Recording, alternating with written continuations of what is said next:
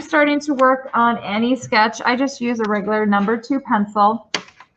And I really break it down into smaller shapes that are a little more manageable.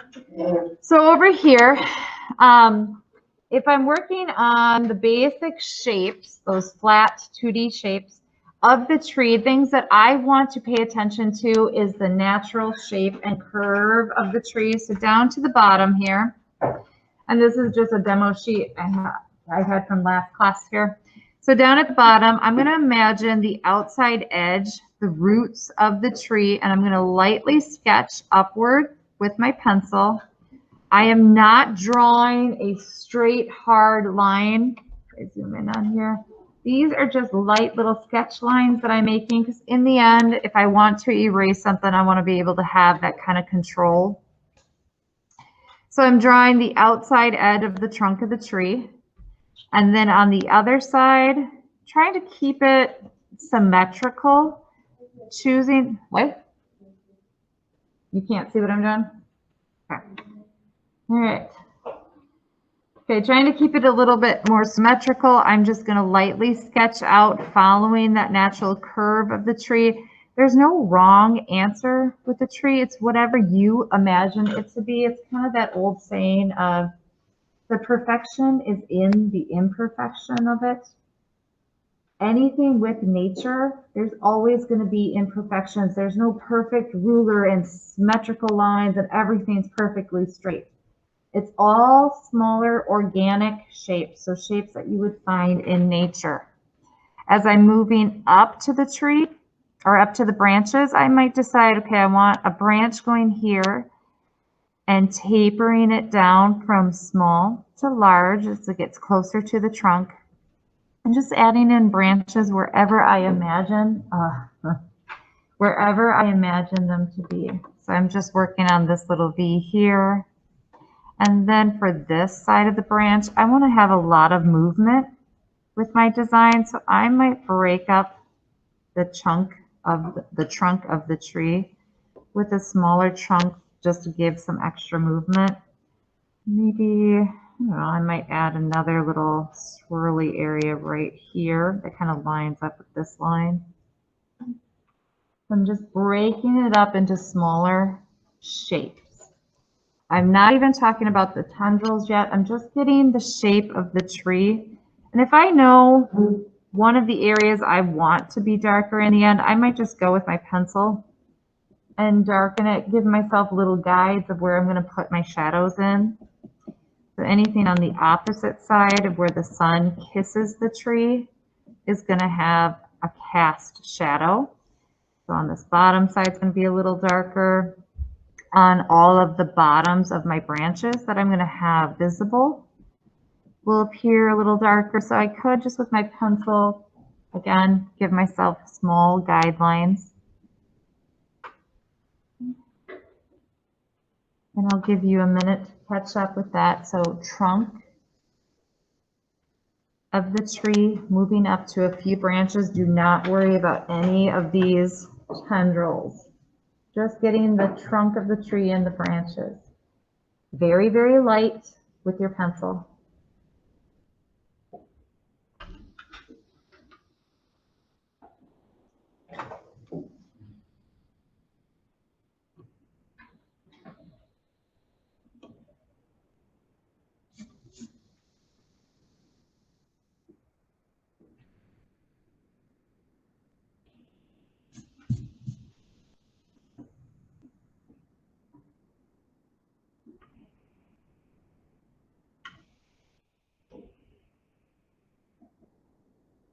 The roots that I have showing down at the bottom, I may use them, I might not use them. I can still be editing as I'm going.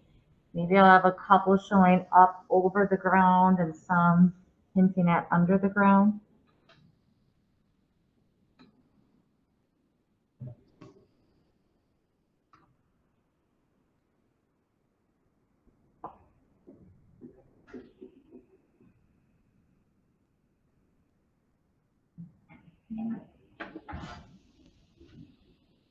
Jason, that you want in the comments.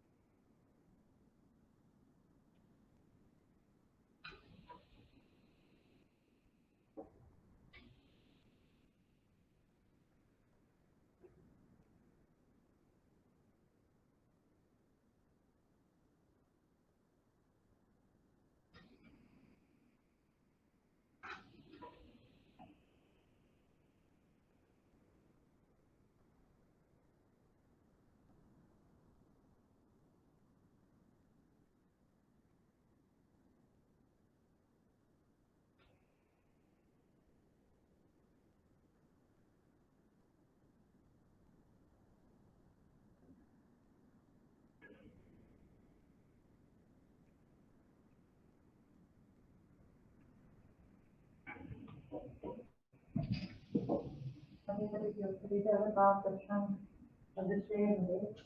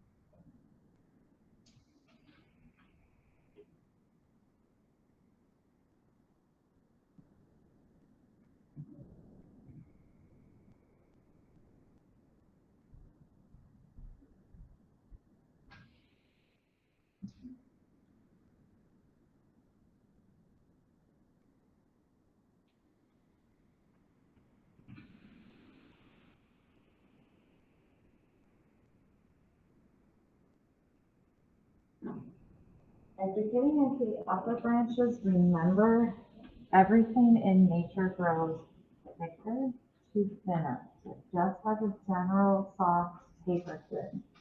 That includes the upper branches. You have it thicker down here, and as it moves up and out, it tapers and gets a little bit thinner. Same with human fingers, plants, anything like that, all have a slight taper to it.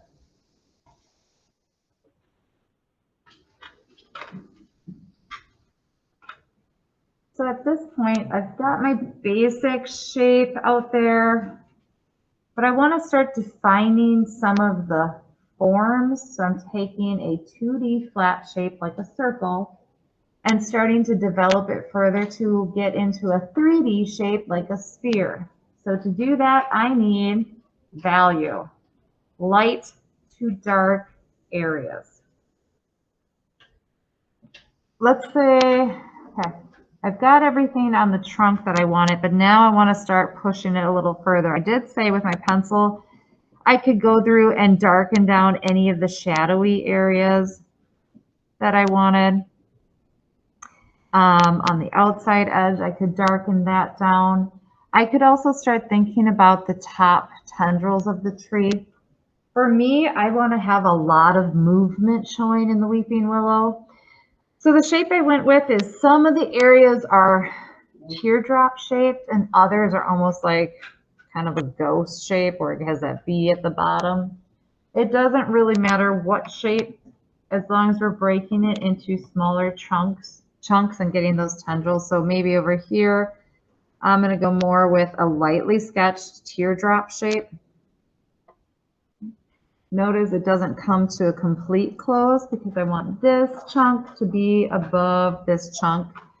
So for the top, I might go more of a ghost shape. Again, nothing too perfect. Maybe something like that. That just tells me where I'm going to break up the two bits here. And then off to this side, I might put in another little trailing piece. Maybe just add another one in. I'm just filling the shape however I want. Trying to get some movement going. And then off to the right-hand side, same thing. Just imagining where and what shapes I want with my willow.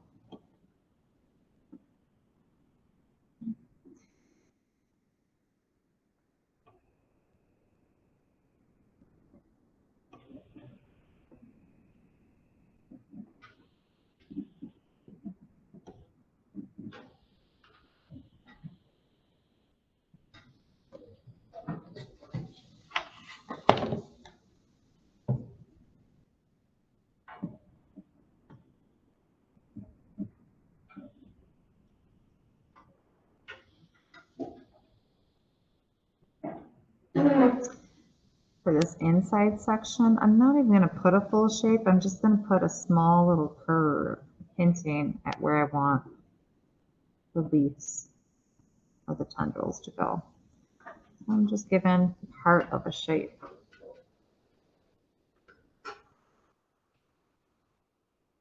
There is no wrong answer to this, just drawing light, organic, so anything natural shapes.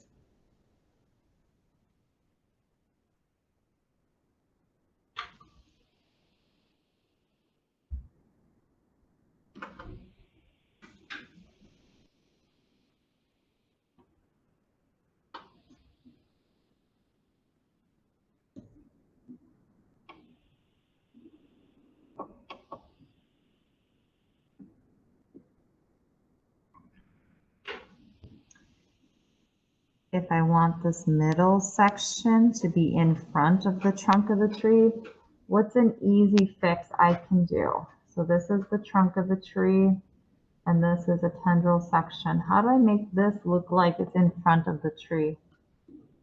Heisey? Yeah, I just grab my eraser because I drew nice and light, and I can erase any parts of the tree or the trunk of the tree that I don't need anymore. And now this little area is moved in front of the trunk.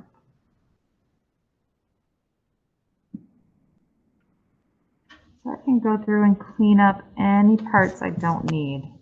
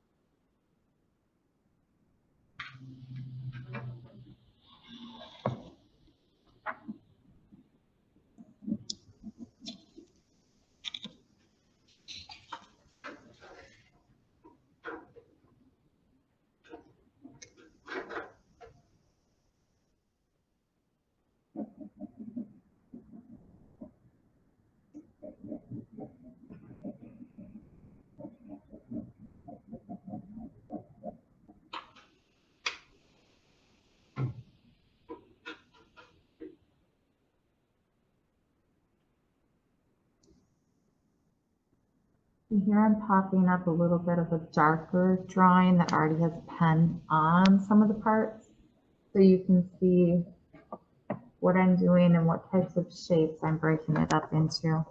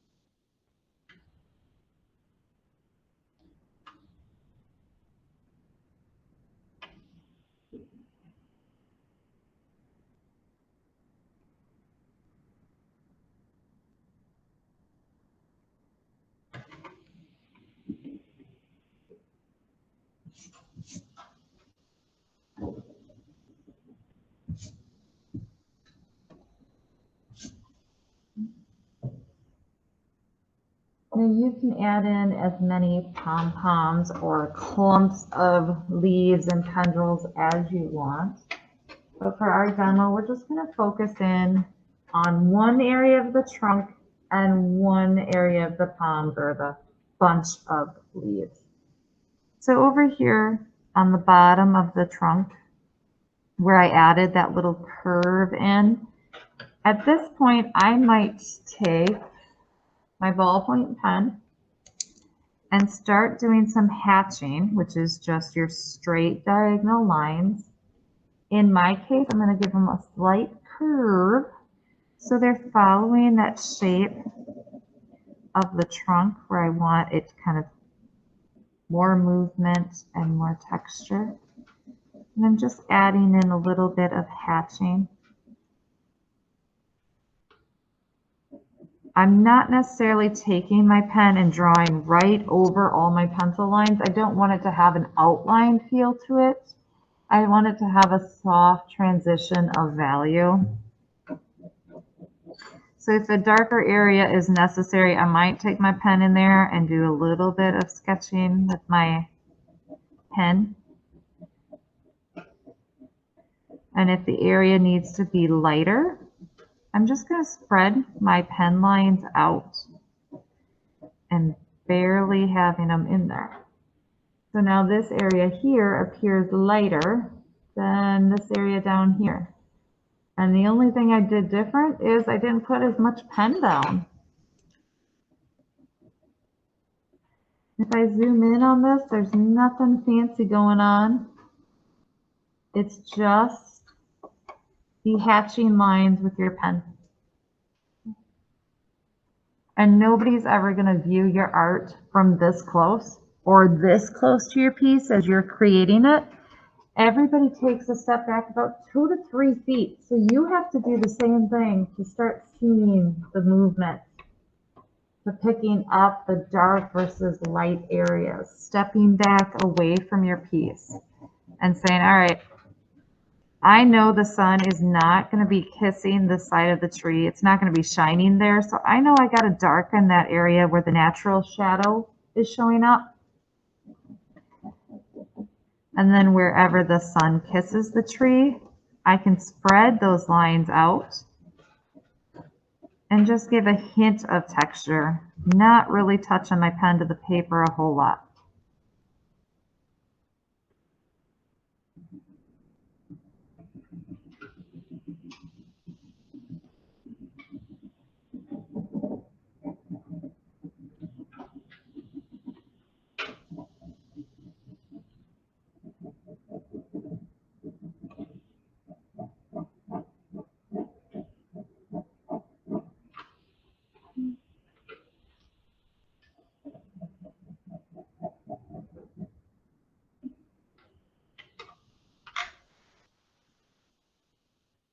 So that's for the texture of the trunk.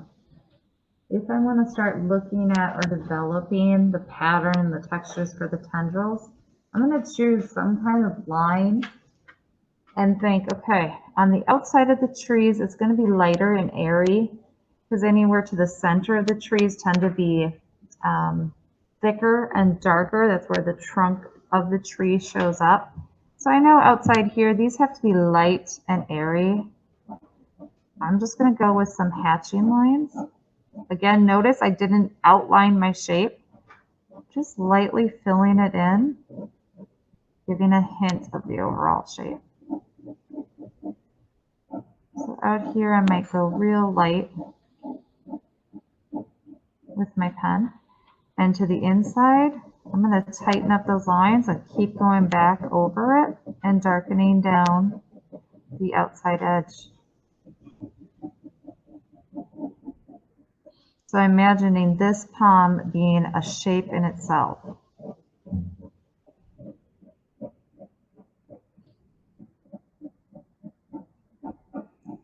I could easily spend another 15-20 minutes pushing the shape and adding in value. One thing I like to do is have a shading marker, nothing fancy, just a gray marker. It can be the Crayola or it can be really any kind, to add in and push that value where I want it to darken down without extra pen lines. So can you see how that changed the feeling? I'll do it again down here. Just darkening down with my marker, giving some more value just with this gray marker here. And it helps push things forward and gives it that movement. I'm going to turn my paper so I get a better shot at the shape that I want.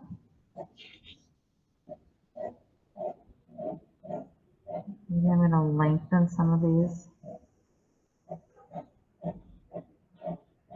I do want it to overlap the branch, so I'm going to add in a few more lines there.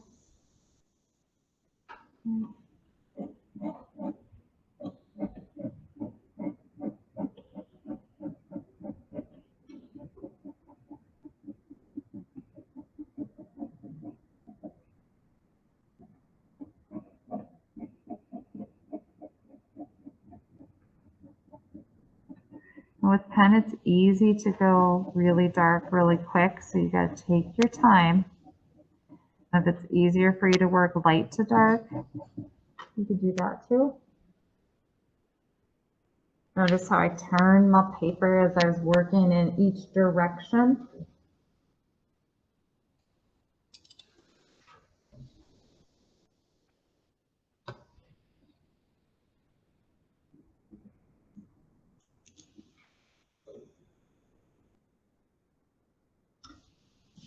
After about another half hour of working, I might end up with something starting to look more like this. And nothing fancy. If I zoom in on those lines, there's nothing crazy. It really comes down to the value, getting it to push up off that page.